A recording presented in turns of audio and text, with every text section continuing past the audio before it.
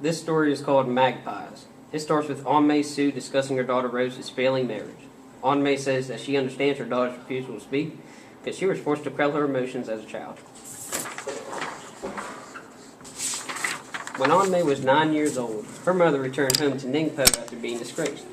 When her mother was about to leave, An-Mei began to cry. Her mother told her a story about her own childhood. When she was young, An-Mei's mother was crying by a pond.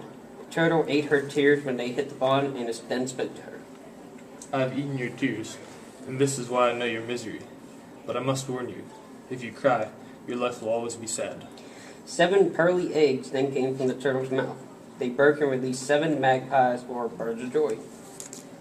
The turtle then spoke again. Now you see why it is useless to cry. Your tears do not wash away your sorrows. They feed someone else's joy. And that is why you must learn to swallow your own tears. Against her aunt and uncle's wishes, An-Mei traveled with her mother to live in Tenston, but she was separated from her brother.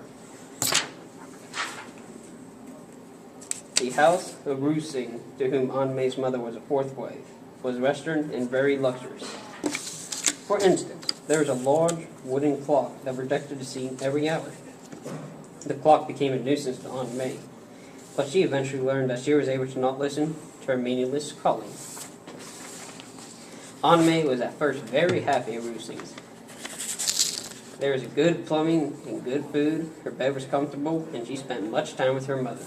However, when Ru-Sing returned with a 5th wife, everything became worse. An-Mei's mother expressed her sadness in having her position and lamented that she used to be married to a scholar. Ru-Sing's 2nd and 3rd wives also returned home. The 2nd wife gave An-Mei a pearl necklace, but An-Mei's mother crushed the pearl to show An-Mei that it was actually glass and that she is deceiving. Yan Chang, An-Mei's mother's personal aide, told An-Mei about Ru-Sing's different wives.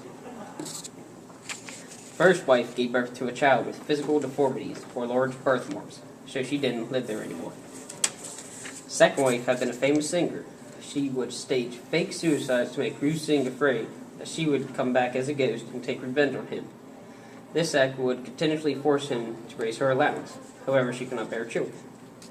Second wife found an ugly 3rd wife for Ru-Sing, but she bore only daughters.